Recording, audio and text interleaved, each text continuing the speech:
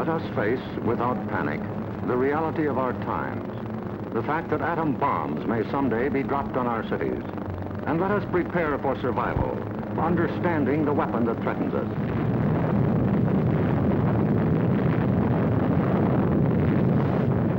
An atom bomb destroys or injures in three ways: by blast, heat, and radioactivity.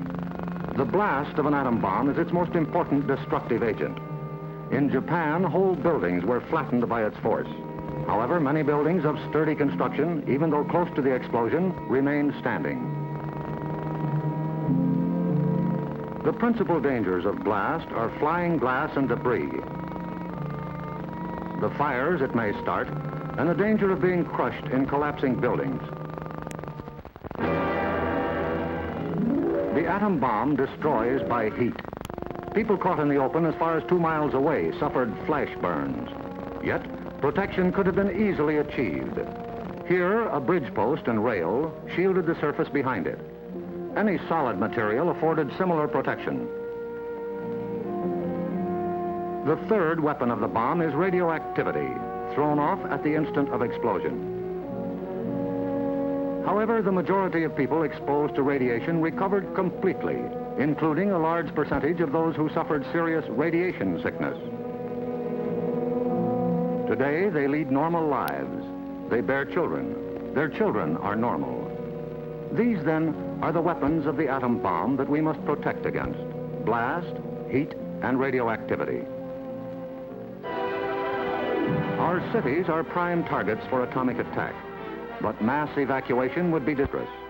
An enemy would like nothing better than to have us leave our cities empty and unproductive. If an emergency should come, our factories will be battle stations. Production must go on if we are to win. Our offices and homes will also be posts of duty, not to be deserted. With the knowledge of the first atomic explosions to guide us, our chances for survival will be far better than those of the people of Hiroshima and Nagasaki, if we act on our knowledge and are prepared. The first job is to look over your own home for shelter possibilities.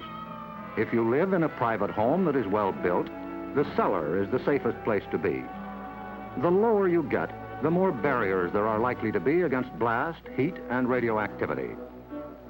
Select the basement wall nearest the probable target area of your city. If the house is blown over, it will most likely fall away from this wall. If you have a workbench or strong table big enough to get under, move it into your shelter area near a wall or strong supporting column. If the time comes when you actually have to take shelter, lie under the table.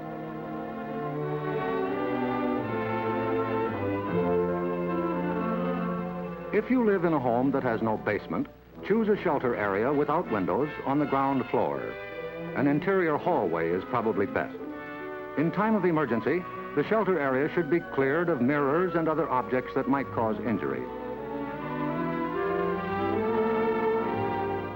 If you live in an apartment house, rules for taking shelter will be posted in your building. Learn them. Also, learn the location of public shelters in areas where you work or frequently visit. There are many things you can begin doing right now. Fireproof housekeeping is one, so clean up that attic. Keep waste in covered containers. Don't let trash pile up in the yard. Set aside a small supply of canned goods. They're safe from radioactivity. Have a good flashlight on hand. Electric lights may go out. Keep a first aid kit and learn how to stop bleeding. Make a habit of keeping a bottle of fresh water handy. A radio will be important for receiving vital instructions. Finally, prepare the shelter area and collect all necessary shelter equipment.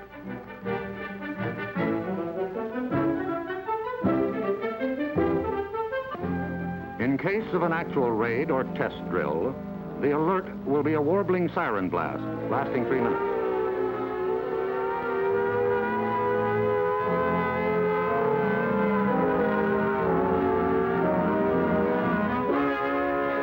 Once you hear this, act fast.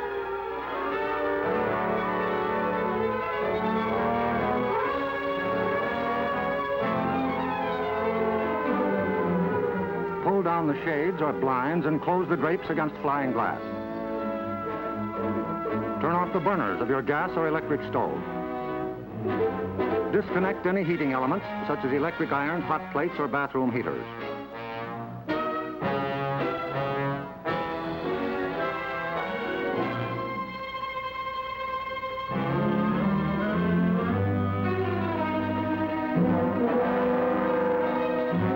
Close all outside doors, but leave them unlocked. Turn off the gas or oil burners.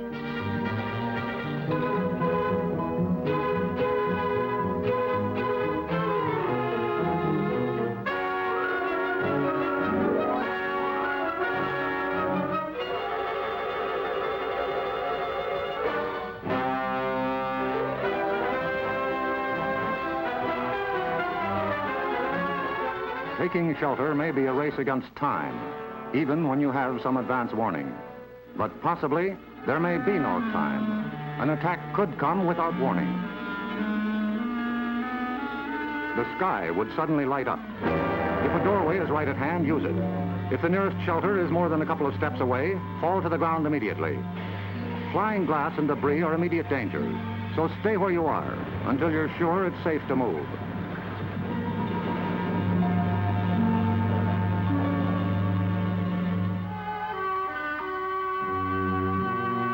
If you are at home when a surprise attack occurs, crawl beneath a table if it is very near, or drop to the floor with your back to the window.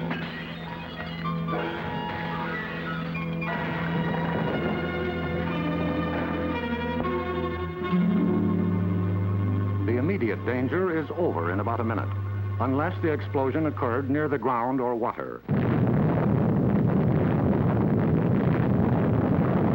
In this case, radioactive materials are trapped in the particles of dirt or water thrown up by the explosion.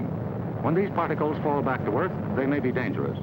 So get indoors immediately after a ground-level explosion. Cover broken windows against radioactive dust with blankets or cardboard. Civil Defense radiological teams, equipped with radiation survey meters, will check on contamination in any bombed area. Stay under cover until you hear officially that it is safe outside. If you have been exposed to radioactive dust, wash the exposed areas. Pay particular attention to your hair. Get all the dirt from under your fingernails. If the people of Hiroshima and Nagasaki had known what we know about civil defense, thousands of lives would have been saved. Yes, the knowledge is ours, and preparation can mean survival for you. So act now. Someday your life may depend on it.